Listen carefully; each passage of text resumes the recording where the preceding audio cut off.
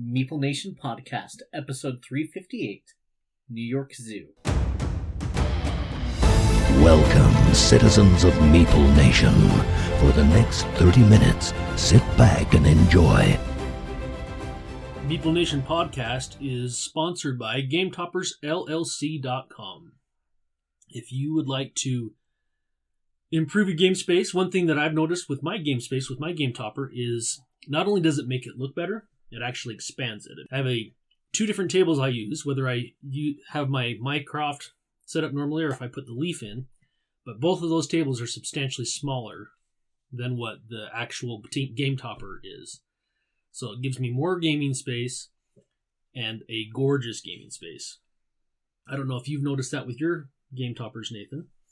I noticed that my Game Toppers fill up my room. The room that we play on every Thursday night, it's nice that we have this space for sure, that we can leave stuff here, leave stuff set up. But with two Watsons in here, it gets a little cramped. I'm not complaining about that whatsoever. That is a great problem to have. Both of them are sitting on smaller tables, so we enhanced both the width of the table, the length of the table, and they're super sturdy on what would be considered a flimsy table, a folding table. Yeah, I agree. It's amazing how well built they are. And just the amount of versatility you can get on just the look of it as well. So yeah, go check out their website. It's GameToppersLLC.com. You can always just add a mat to your existing table if you have sufficient table space. That is true. In fact, there's a lot of people that do that. So yeah, check them out. Welcome to Meeple Nation. We are your hosts. I am Nathan Howard. I am Dave Holliday. I'm Logan Howard. And I am Andy Holliday. All right, this week we are discussing New York Zoo. New York Zoo is a game for 1 to 5 players that plays in 30 to 60 minutes, designed by Uwe Rosenberg, published by Feuerland Spiele. In this game, you are puzzling and animal breeding. So, designer Uwe Rosenberg is really at his best in New York Zoo. You're constructing an animal park. You build A zoo? What? Constructing a zoo or a park? The same basic thing, really. Well, it goes beyond a zoo because you can have amusement rides in the park. Zoos have those nowadays, though. Anyhow, you build animal enclosures. You introduce new animals and raise their offspring. It's a super simple game. You really only have 2 actions that you can choose from on your turn. There's one meeple that is used by all players that just goes around the board. On your turn, you can move it, depending on the number of players you have, you can move it up to 3 or a different number of 3 spaces. or 4. And where you land determines what you are going to do. You're either going to take a new tile piece and add it to your park, or you're going to land on a spot to gain 2 animals. There are 5 different animal types. 5 different animals. There's the Arctic fox, there's the kangaroo, there's the meerkat, the penguin, and pink flamingo.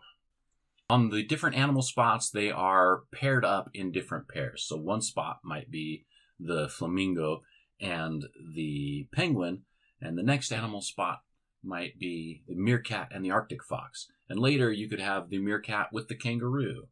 Different pairings in all these different spots. The other thing that you may happen as this meeple moves around the board is you will cross over different spots that indicate that breeding is going to happen. Every time it passes one of those, no matter whose turn it is, you look at your zoo and you determine if breeding will happen. And that's determined by the type of animal that you cross. So one of the 5 animals. Then you look at your enclosures. If you have an enclosure that has 2 of that same breed of animal, then you can breed that particular animal. And depending on which space you cross over. Now, that doesn't mean that each enclosure that has those animals in it will produce offspring. You have a certain amount that will allow you, and I think it's 2, sometimes 3 enclosures will breed. So then that will help increase your animal limit. Something that I think we haven't mentioned yet is as you're building your park, building your zoo, is that it's a Tetris type thing that you're filling up. So you're getting these shapes to fill up the space in the park. And so it's kind of like the games we've played like this were like Isle of Cats or something like that, is where you're getting pieces and trying to determine how they fit best with the other pieces to fill them up. And then they have additional pieces that you can get to help expedite the process or to fill in the gaps after you fill up enclosures. And that is an important thing to note, since game ends once somebody has completely filled their zoo. Yeah, and the pieces that you gain as you're going around the board.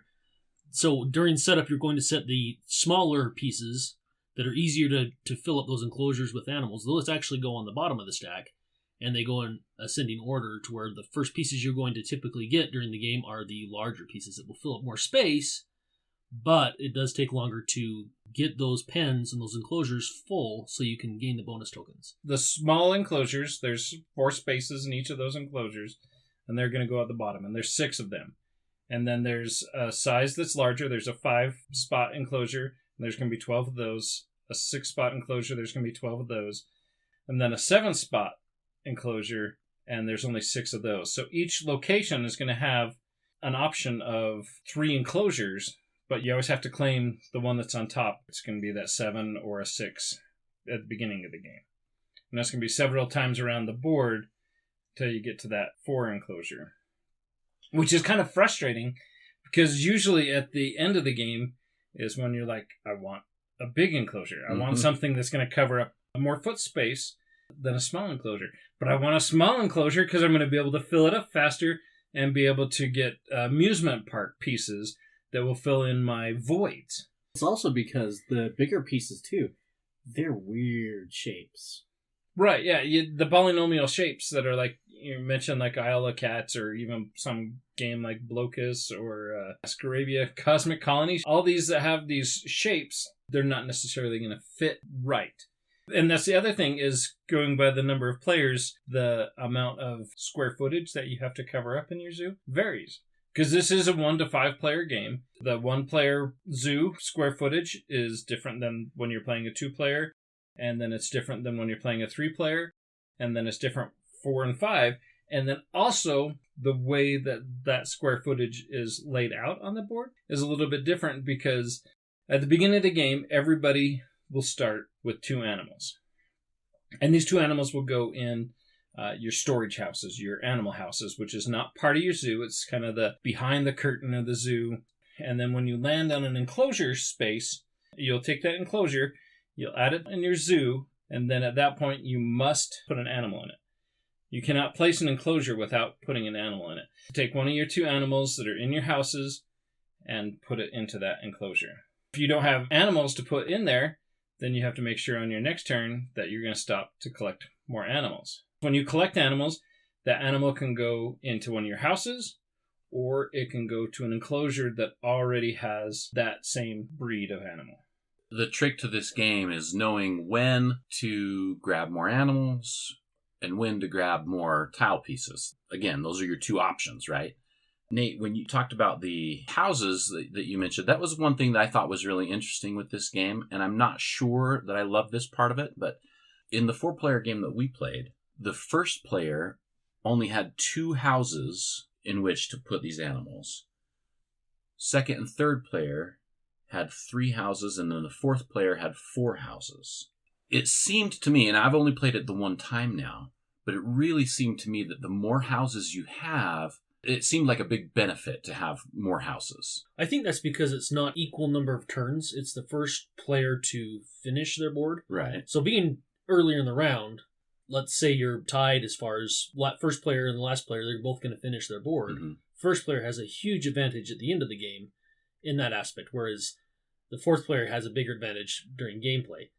So I think that's why they've done it that way, just because being first player at the end of the game can allow you to win the game. The problem that I see with that, though, is that throughout the game, only having the 2 houses that the first player, that's a severe limitation in a lot of ways, because the most animals you can ever have is 2, which means that you're very limited on when you can go and pick up tile pieces. And yeah, I think it forces you to play a little differently than you could play as the last player.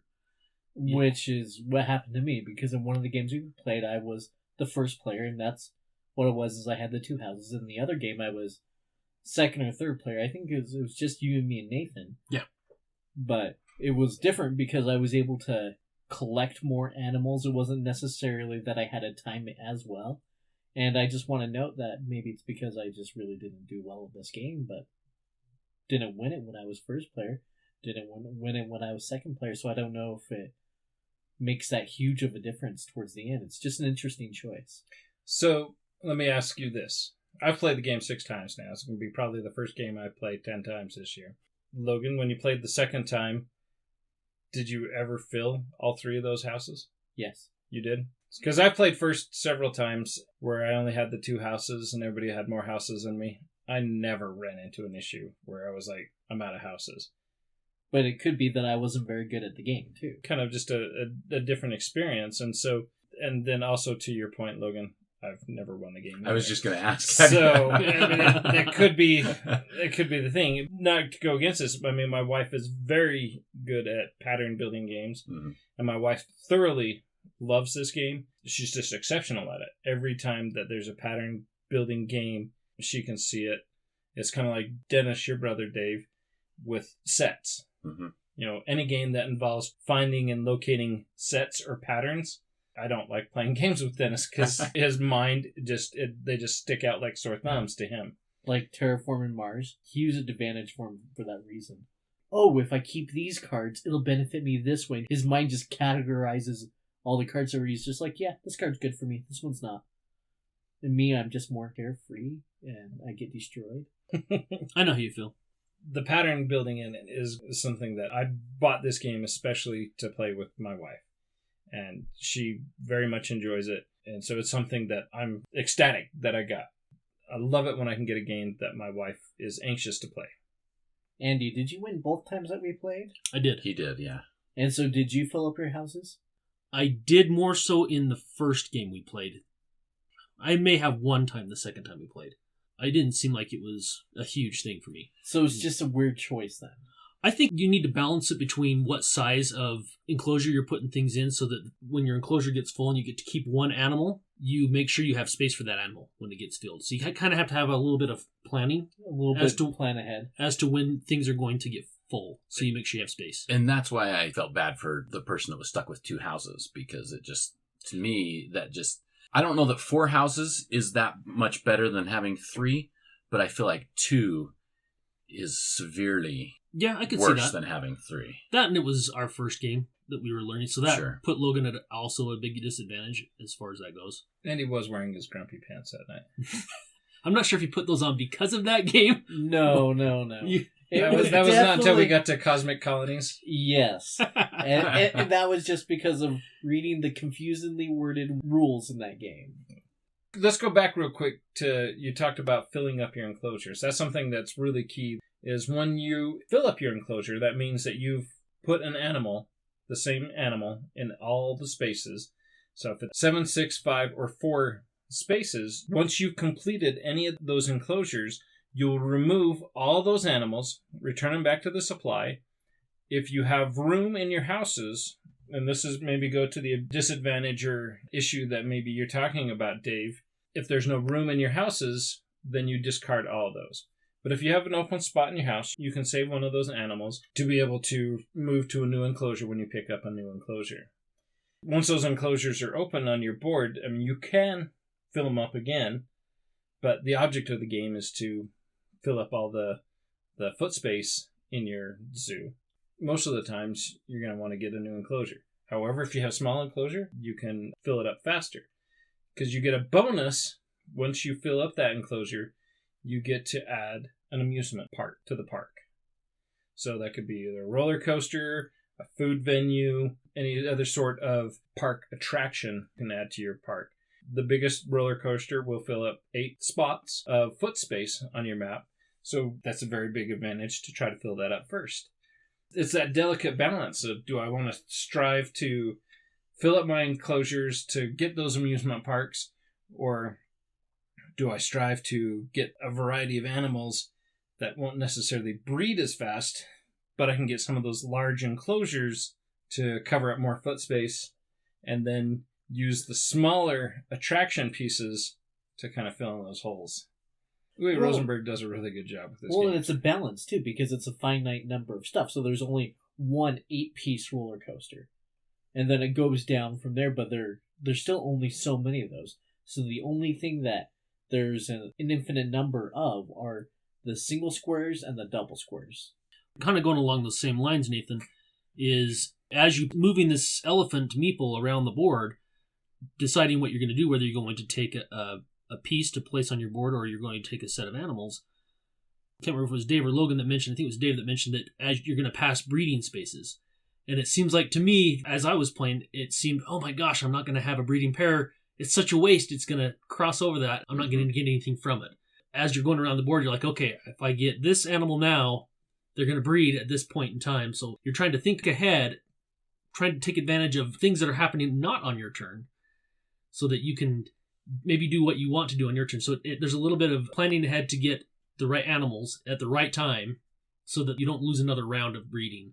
But once again, it's a balance. Do I do that, or do I try to get more pieces on my board to try to fill up my board faster? So you can only plan so much too, because it's not like it's a set number of spaces the elephant moves forward. Exactly. Because there were times in our second time that we were playing that I was trying to do that very thing, was like, ooh, if I get this one piece, if I get the other flamingo or the other penguin, I'm going to start breeding and fill them up so much faster. But then Nathan, who went right before me, didn't move it far enough, so I couldn't get the meeples I wanted. Or moved it too far, so it wouldn't. Yeah. Right. It Yeah. was one of those. So then it was, do I get these animals that I don't need to fill up spaces in my houses, or do I get the other piece to fill up my board that I don't necessarily want at this point? That's the kind of struggle that you're left with, because you can only move so many spaces. That's what I love about the game. It's the very complex simplicity of the game. The paths that you can take and the way that your shapes are going to fit. And there's so many factors that are not in your control. But all that information is there, right? You know which pieces are there. But it depends on how people move, how far people move. If they don't move far enough, if they move too far, it's...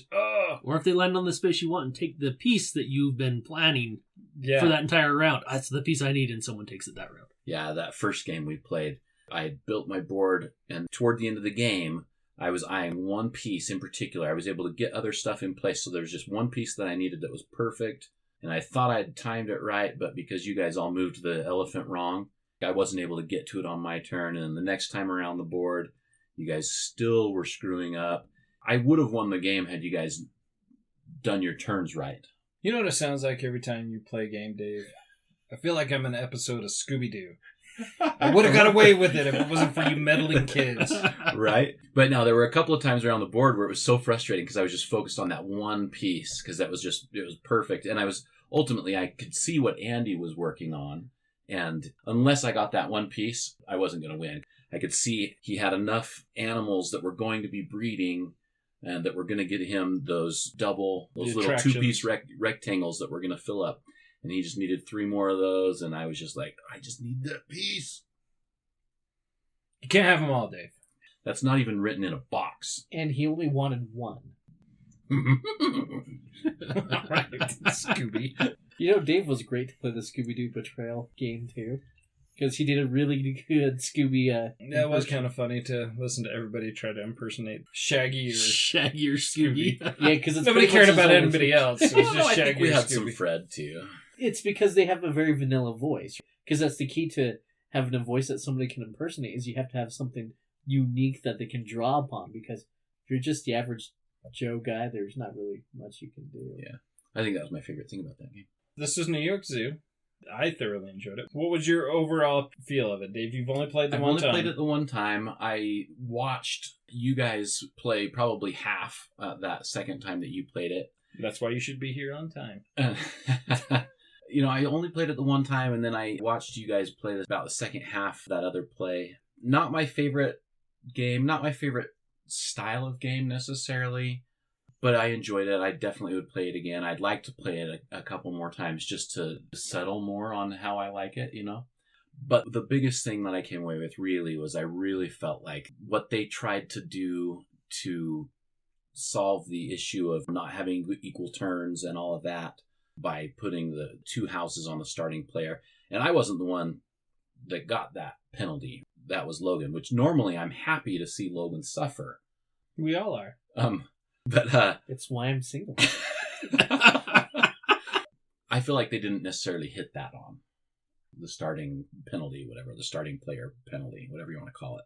I strongly disagree. I think you guys get stuck on that. My experience has been completely different. It would have crippled me. Again, I only played it the one time, but that one time I quite often had 3 animals in my houses, or 2, and I was leaving that third one open because I was thinking I might be trying to fill it. So 2 houses would have crippled me in that game. I think I'm a solid, it was a fun game. Not my favorite game, like Dave was saying.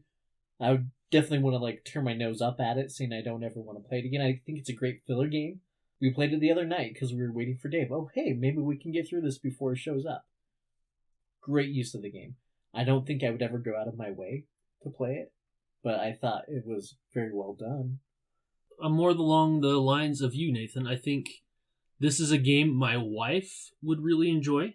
I know my daughter Amara would enjoy this game a lot, and it's probably one I think I'm going to pick up. I've had fun both times I've played it, and I want to play it again. I don't know if it's because I won both times, because it's hard to say. You have a different opinion of a game when you win and you don't win. So I'd like to play it some more, but I think it's one I'll pick up because I do think my wife would enjoy it, and I know my daughter would enjoy it.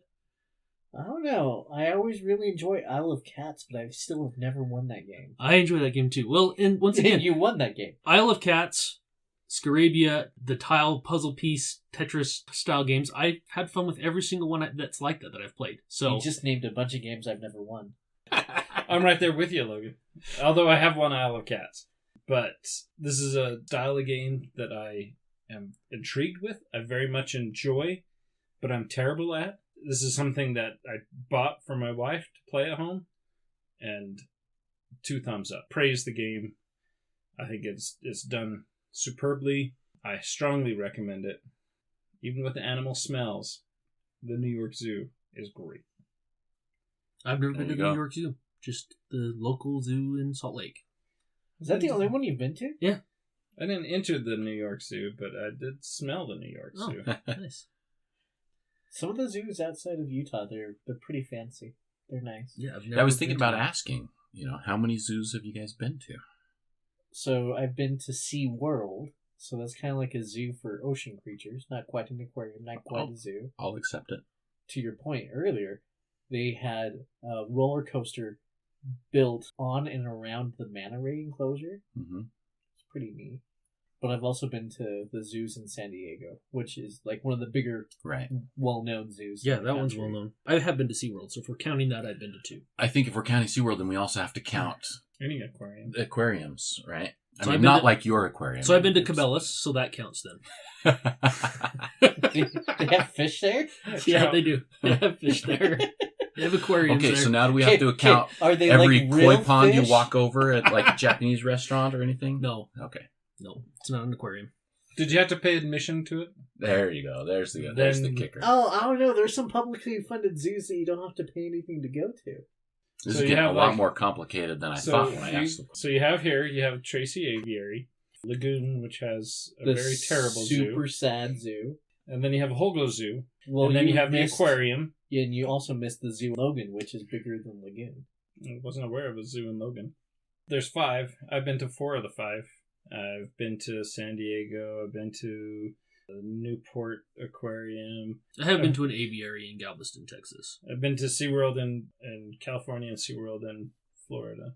So what you're saying is you're better than us. So for me, out of the ones here that you mentioned, I don't think I've been to the aquarium. So I've been to 3. I've been to the Fort Worth Zoo. I've been to SeaWorld. I've been to a really awesome aquarium in Denver and a really good aquarium in Oregon on our way down the coast. Almost as good as Nathan. I'm almost as good as you. And I have been to the Orlando airport, which is kind of like a zoo. Yeah. Missed a flight in the Orlando airport. I bet that's fun. Yeah, it was a super frustrating morning. So those are our ideas and our opinions on New York Zoo. And zoos in general at the end. And zoos in general. If you guys have played this game and think we've missed anything, or if you would like to share your opinion, let us know on Meeple Nation Off Air on Facebook. And You can catch up on us. We're on Twitter, Instagram, You can Facebook. You can even post to us how many zoos and aquariums or aviaries you've been to. That's true. Now I have to leave all that in there. Until next time, We'll see you building your zoo. at the game table.